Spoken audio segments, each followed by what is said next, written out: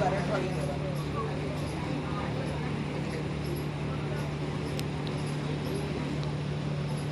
સારું તૈયારી રાખો.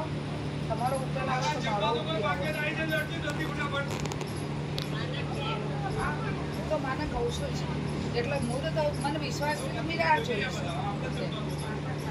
કે તમે આટલો બધો ત્રાસ આપો મને માનસી, મને ખાવા ના આપો, મને પીવા ના આલો, મને બોલાવો નહીં, તો એ હું તમારી રાહ જોઉં કેટલી છે. ભાઈ જમવાનું જેને બાકી હોય ફટાફટ રસોડામાં પહોંચો. તમે ના આવશો તમે જશો એવું કરો તો એ માં છે એ માં કહેવાય.